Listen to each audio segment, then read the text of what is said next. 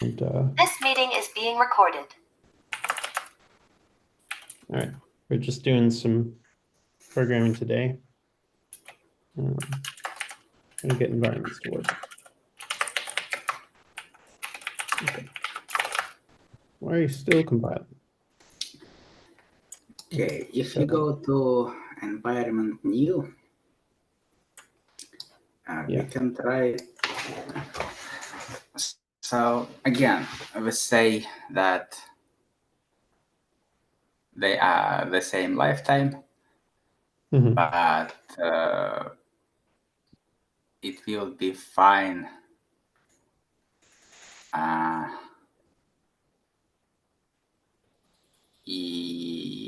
No. So I used B for outer, A for inner, and set prime B equals colon prime A in conditions. And it's not self, it's environment prime B.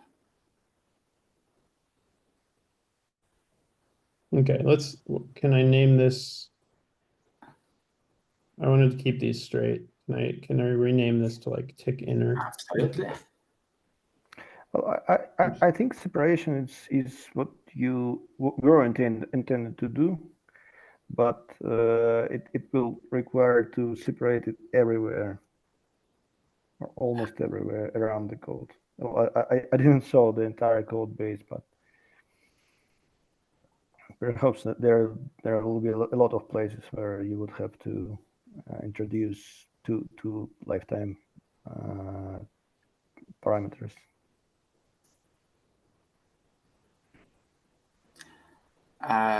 Lifetime for the new environment is the same as outer. And we claim that outer outlives inner. Yeah. Okay. So you need to change the lifetime inside the enclosing parameter into, well, next one. Yeah. So what we're saying? That's inner. This is inner? Yeah. And result in lifetime is outer. Yes. Okay, I think we might be using the opposite terminology. I was thinking that the outer is the scope of the enclosing lifetime, of the enclosing environment. Okay. You need to say which one lives longer. Yeah. So outer outlasts inner. How does one specify? Just where outer colon inner, or the other way around. Okay. Wait, do I also have to do it on the function? Okay. Well, it's not complaining. It is down here, which is, so let me see if the error has changed at least.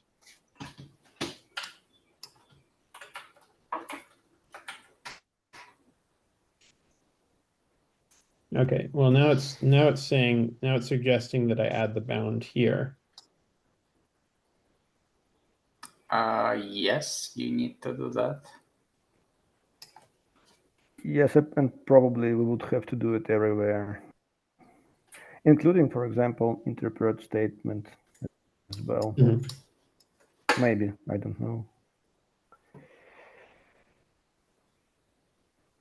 Okay, so let me just clarify. So inner is lifetime of this scope. Outer is lifetime of enclosing scope. Outer may outlast inner.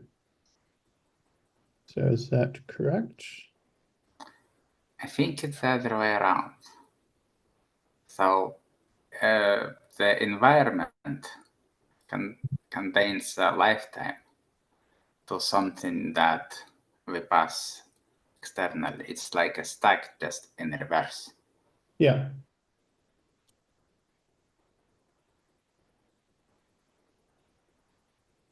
Right, so when you make an environment, you have an existing environment with some lifetime. Where do we yeah, okay, so in a block, this is when we make new environments. You have an existing one, you make a new one, and then this is the scope of that new one. And the new one encloses the old one. So how come? So doesn't this lifetime outlasts the lifetime of the inner one? Did I get something backwards in just like the order in which I specify these or where I specify this? I suspect so. But if it works, it works. This doesn't work yet. Doesn't work yet. What is it complaining about? Okay, rest formatters being real slow.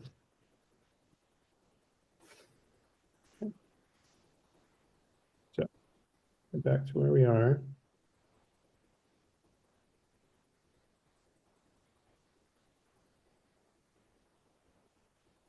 Okay, first thing is what it was talking about before. Cannot borrow this more than once at a time. Let's see. Wait a minute. It says second mutable borrow multiple times. Maybe there's more instance. Oh, I see. So first mutable borrow here, second here, and it's just saying that both of these places are the second. I don't get that because that borrow should end once we finished interpret statement on this iteration of the loop.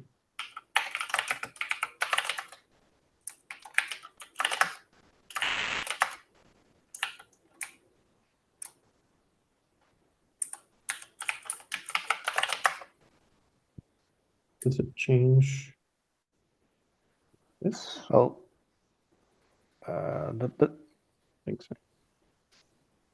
oh yeah, okay. Well, the problem now is within the interpret statement, I think, because it requires the same lifetime, and we are passing the different lifetime. State has the different lifetime. You are correct. So again, assert that this can be different from that. And now hopefully it gives us an error that makes more sense. All right, it requires that A must outlive B. So in order to fulfill the lifetime bounds of environment new, we also need to assert the same things here. Okay, now are you happy? Now it's gone back to being angry about this. All right, now we need to do the propagate same thing here. Now are you happy? No. Now we're back to the same error about it being borrowed in multiple iterations. And same thing here. Maybe now we can look at, see if we have something backwards.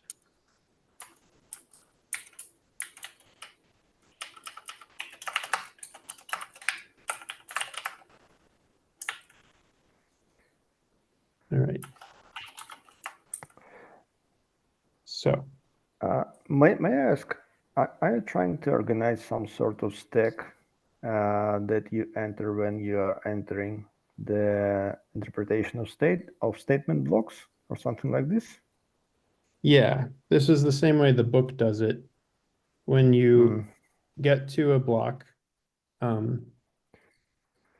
you make a new environment out of the existing environment, and this new means enclose the following scope. Then interpret with the new scope, which points to the old scope. And the way that gets used is over here. If it's in the current environment, then return it. Otherwise, it look recursively in the enclosing environment.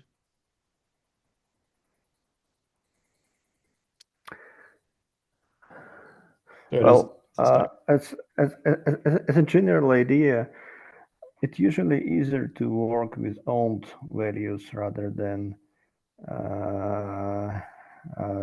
the values on the Rust stack.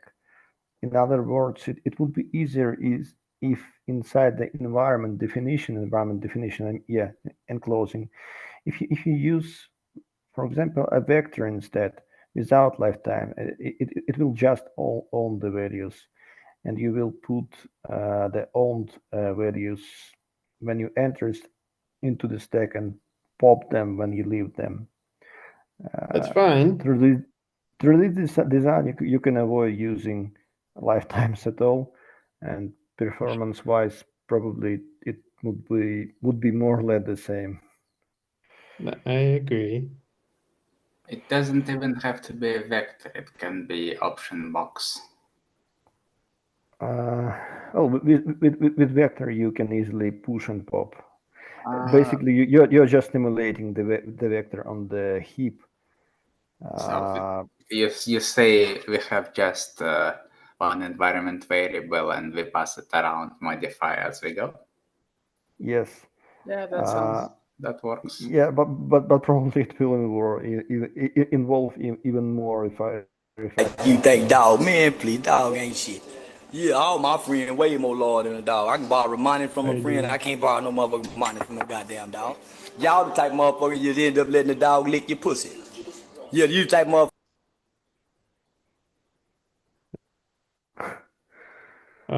That's actually the second time that's happened on you. Different guy though. Okay. So okay. So if we have like this one global variable,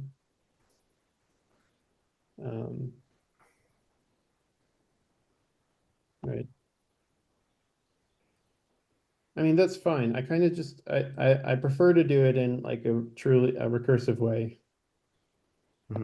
Feels more elegant. Instead of, because if we were doing that, we'd basically just be doing the same thing as the stack, just manually, right? Well, the difference between your design and the design that I suggested is that in your design you are using the execution stack, the stack that you already have, and I suggest to allocate another one on the heap. But basically, this is the same.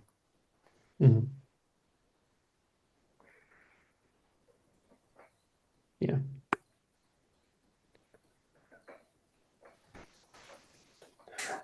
Again, it depends on how much code you already have. If you already wrote a lot, probably it would be better to try to finish your refactoring instead of rewriting. I think we started adding lifetimes and environment just recently. Okay, yeah.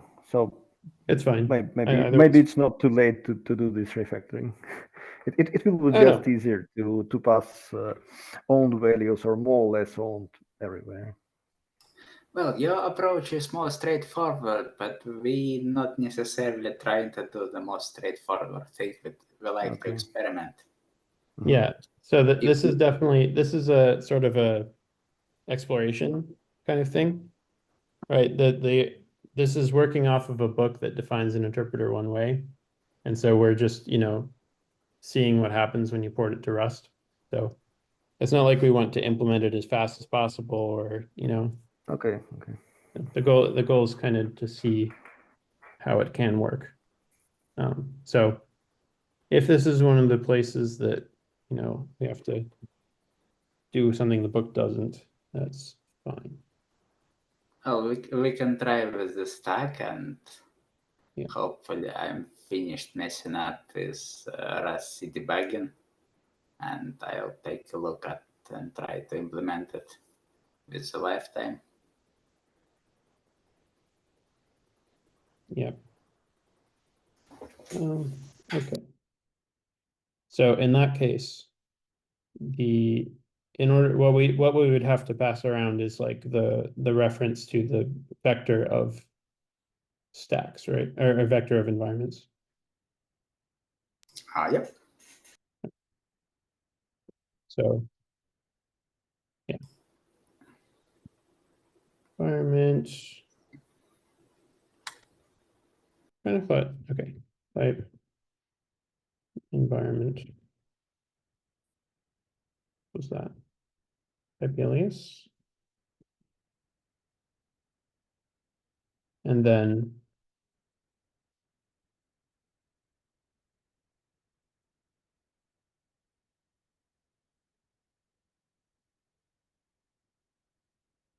all right.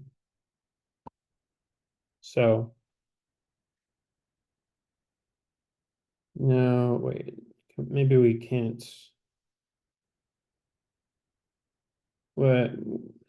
I kind of like having it be methods, but this means we have to implement it on an env stack, basically. That's okay. Well, and stack has to be type, but environment can stay type alias. Yeah. But what do we implement, like, define and declare on? It needs to know On it's top of env some stack? type which has to know about everything in the env stack. So we do that allowed. That would be when we do the lookup, we just recursively go through all the stacks.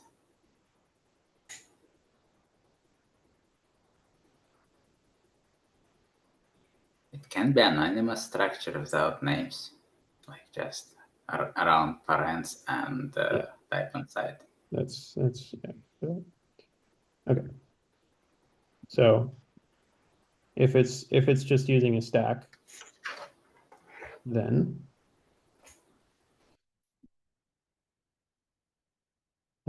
I guess we derive defaults.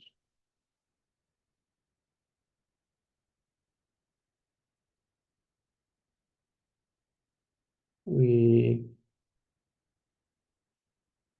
have so we're going to keep one of these around and pass mutable reference to it down through the functions as the state.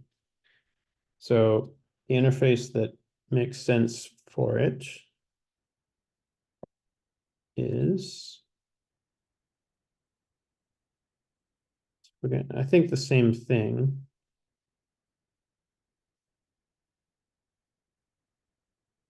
It's just that these will work differently. And then we need instead of creating a new one, it'll just be a function that takes a mutable reference and encloses one. So close.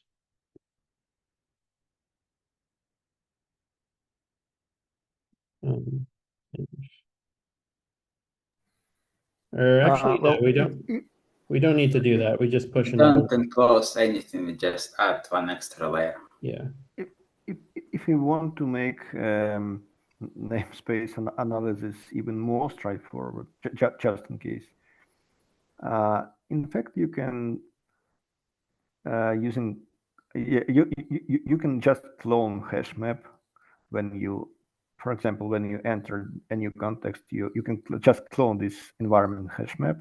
I don't think we need to do that. So we never need to clone an existing environment, because what it does is just make an empty hash map, which is the most inner environment, and then anything that isn't in that hash map, it goes back to the previous ones on the vector.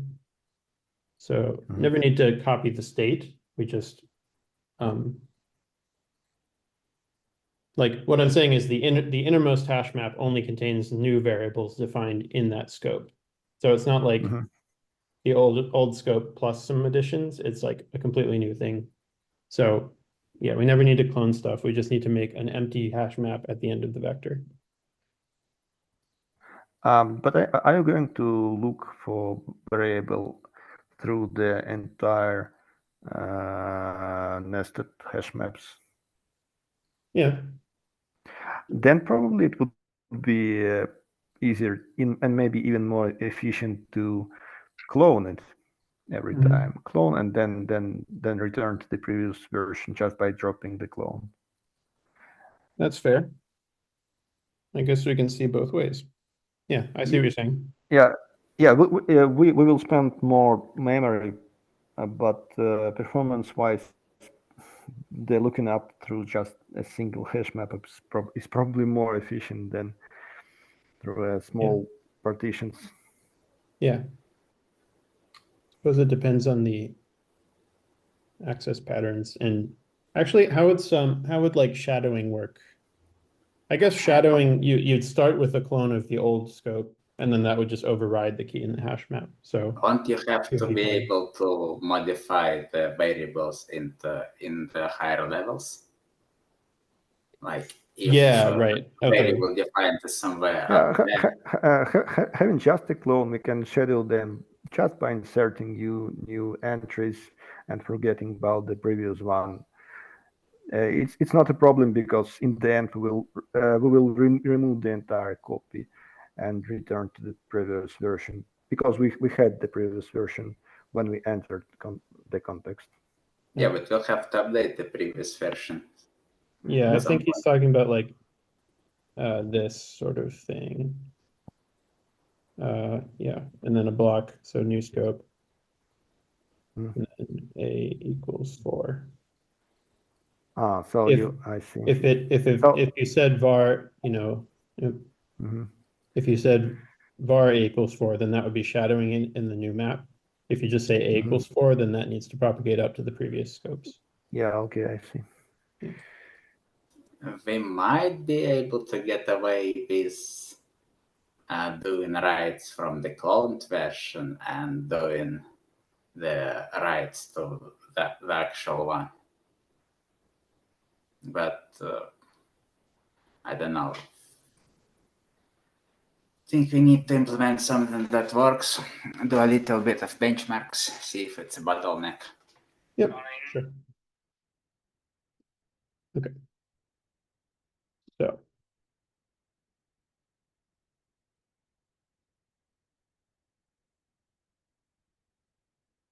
okay, so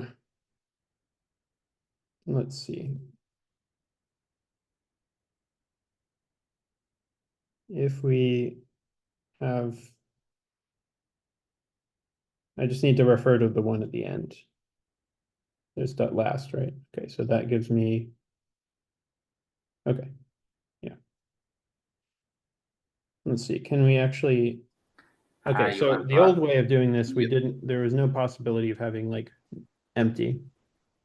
But now we might have to assert that there's always going to be at least one element of this. I think there is a crate that provides a structure called non-empty list. Well, But we can use unwrap. yeah. Instead of last, you want last mute. Sure. Yeah.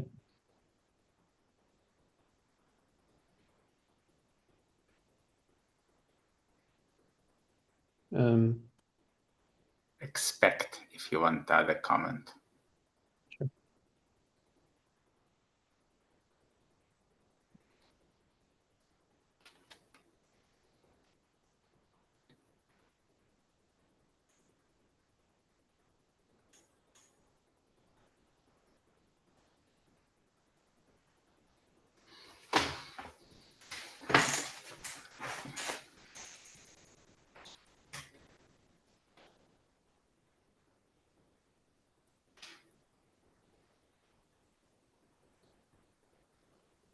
And then it's whatever we did over here. Dot insert.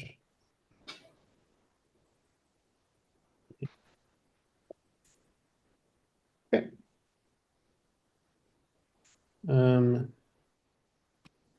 thing here. Value nil. You can add a method to the mstack structure that gives you reference to the head that can contain .0 last mute.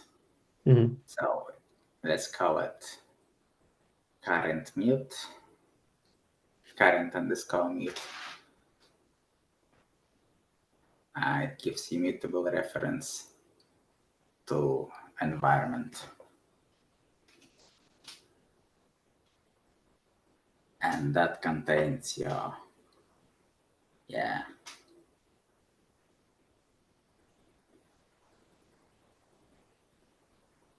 multi-cursor magic. That was definitely not the fastest way. Like I could have just highlighted it twice, but whatever. Dot current mute. Yeah. Okay. And just go ahead and do that.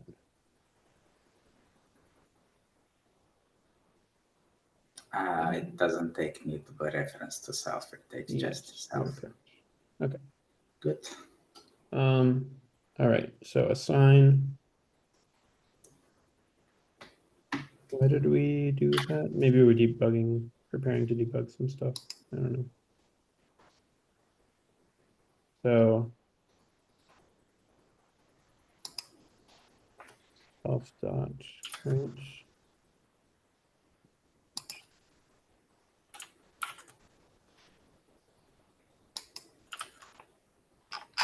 And now we need to go backwards.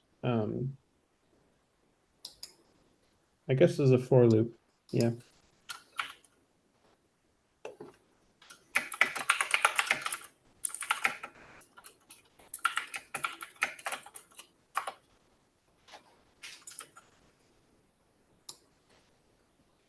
It's been a while since I've done this. Okay, so for loop in Rust. We need to go from the end to the beginning. Last to first. I guess this is the iter mute dot reverse. Okay.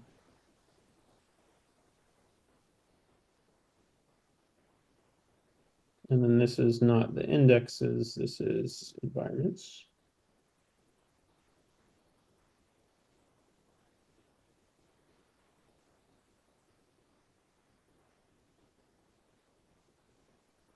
And then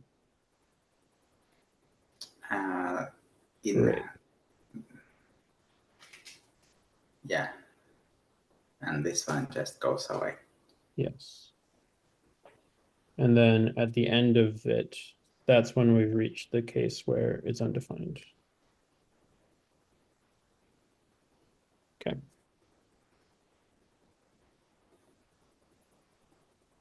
And actually this is just return because we don't want it to panic. Yeah. Yep, indeed.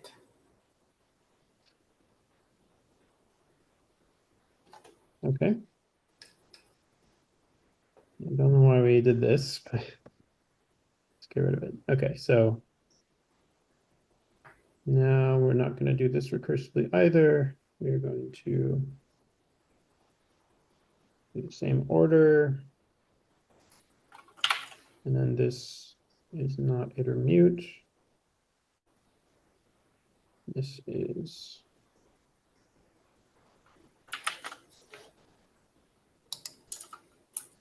explicit early return. And then we will just panic if we get to the end of the for loop. Okay. I think that does the same thing. We just need to work it into the code.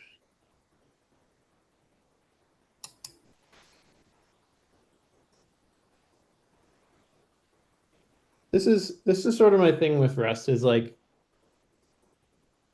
I get that this is a straightforward way to do it.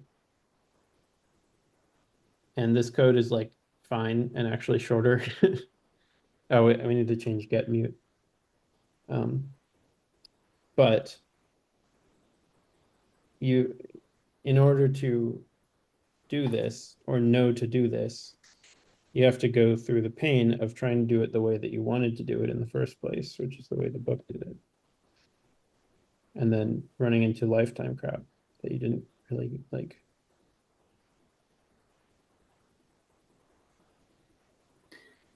Lifetimes are usually not a problem.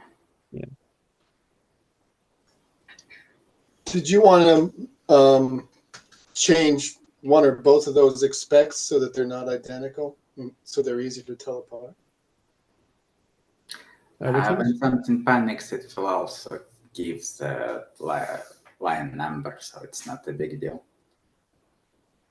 And this assertion is correct for both cases.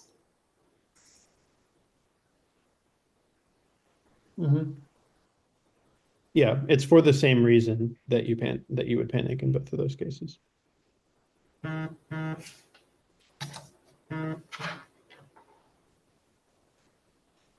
right, so let's do it this way.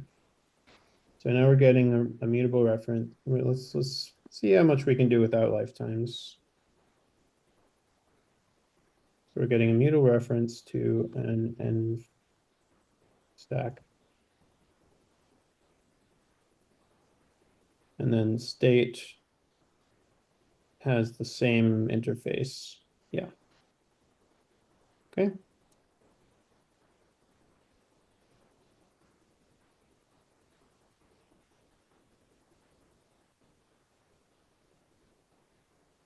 Okay, and then this is, we don't make a new thing, we just state dot push env. Then we interpret with the same state. And then we need to keep propagating this. No need to mute state. You can just pass the state, I think. Yeah, Clippy would complain about that. Thank you. Okay, and then let's go over here. This is now an env stack. Okay.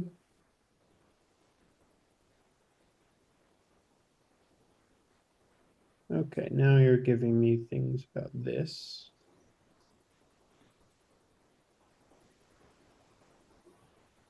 Really? All right.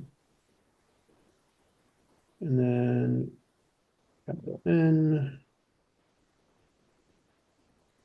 And then this is failed to change that. And I failed to change that. And that is get mute.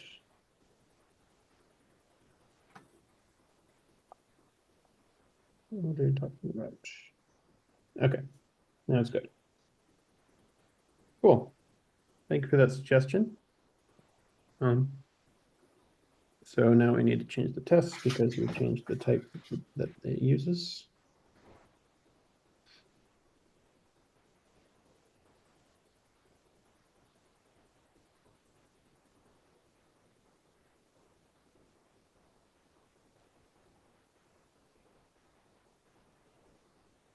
Okay.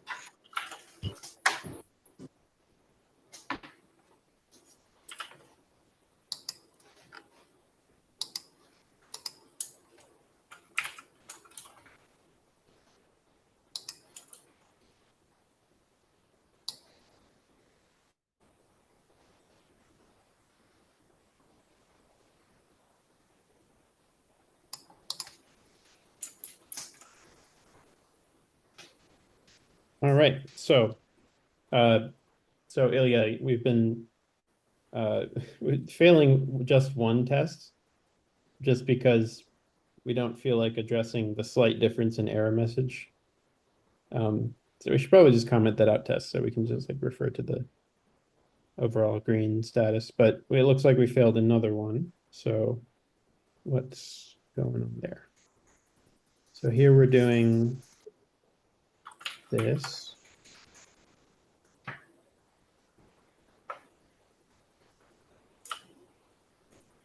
We evaluate both with the same environment.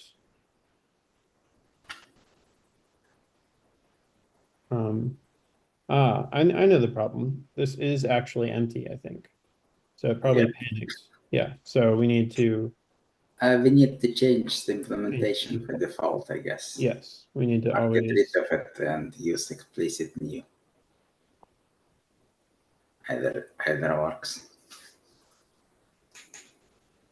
By the way, Rust Analyzer comes with a helper that converts derived default implementation to manual. mhm. So So that would be vec and default inside.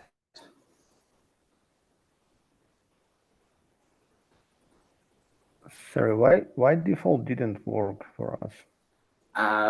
We assume that we always have at least global state, and default derives one without global state. Mm-hmm. yeah, I see. Small vec, small v. Yep. Closing. and that will, so this is calling default on the hash map by Yes. magic. How is it doing it? No, It creates a vector with one element, which is environment default, which is hash map default, which is actually okay. empty hash map. You ask it to create a vector with element of some type, and this element needs to implement default. It sees that expected type is the environment, and it just uses it. All right, well, that would be, Hash map. okay, so Rust Analyzer knows that this is hash map's default. Rust knows it Okay, as well. the thing that's tripping me up here is the namespace of the trait. I'm not too familiar with, but I believe. A lot of types inside standard library implement default. So, Yeah. Okay, so that's not the only thing. Explicit panic. So, okay, it's panic, it's hitting one of these.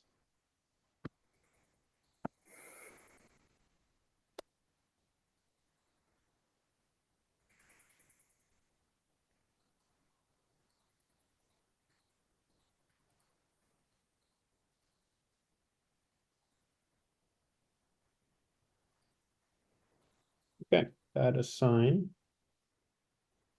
So what's bad about it? Is it because, so maybe I'm just using the wrong syntax. So we kind of thought this would work. Parsing this as an expression. So because this is parse string with the parser function. And the actual code. We can try to parse it as, what is it, statement? Definition. You just change the type. Yeah. Okay, so this is what it expects is what? A declaration. Declaration var decl. Or I can just do declaration new and hopefully the parser will kick in. Let's find out.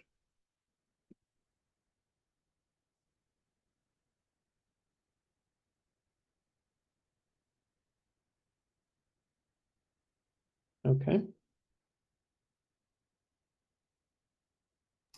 we use a val expression, it should be val something else. And then this, I think, takes like a list of declarations. Let me see. Okay.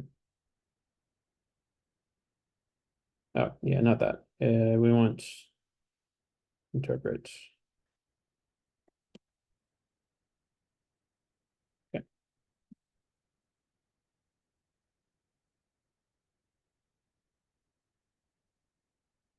Maybe we need, okay, so we need to. It's possible like some of the state gets lost. Okay, it passed the test. I was gonna say like, I don't know. I guess because they're sharing the same environment stack, it should be fine. Yeah, okay. Cool, we passed the test. Just for fun, can you print the environment? Sure. Like panic environment at the end. Because print will not print anything. You need quotes and debug. Debug.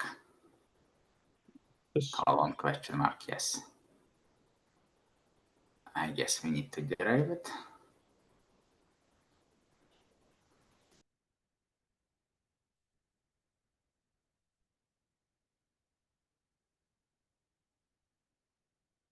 Exactly remember.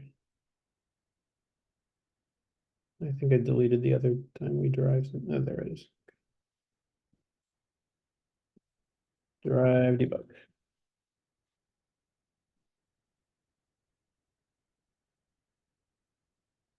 Yeah. Okay. Do you want to try anything else for tests? Because we can now we can test some more things.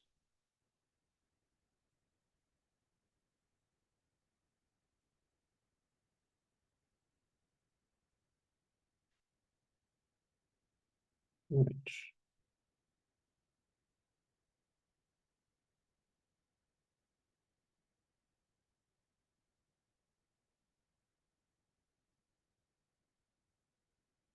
okay. Nice. Oh, that's not good.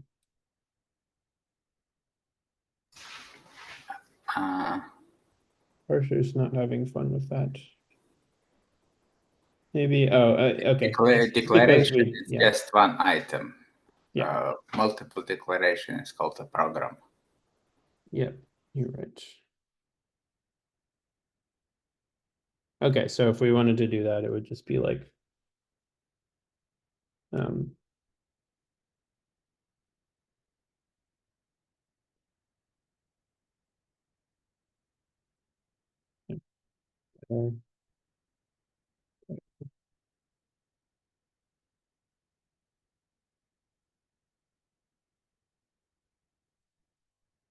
these names right. So it's also declare. Okay. Come on.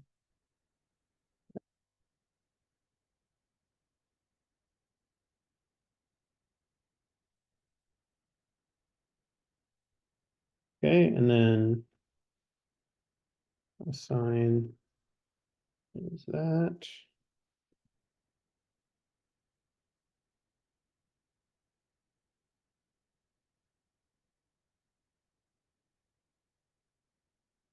Hopefully that's a valid declaration. I'm not actually sure. And then pass them both into here.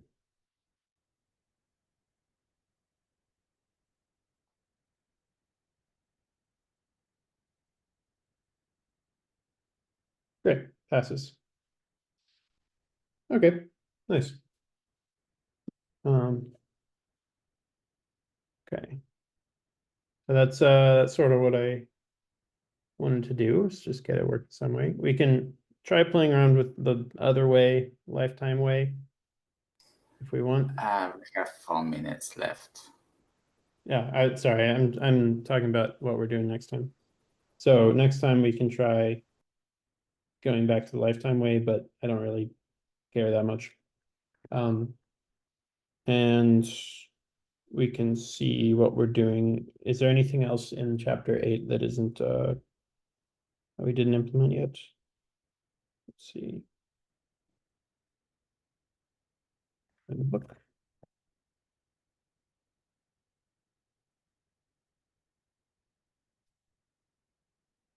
Environments. I guess we can figure out what the errors are when stuff, like what runtime errors to throw. We can test scope. I think that's everything though. Okay. So aside from a little bit about what runtime errors to throw instead of panicking, we are done with chapter 8. So I'll just start next time by reading chapter 9. Cool. Stop.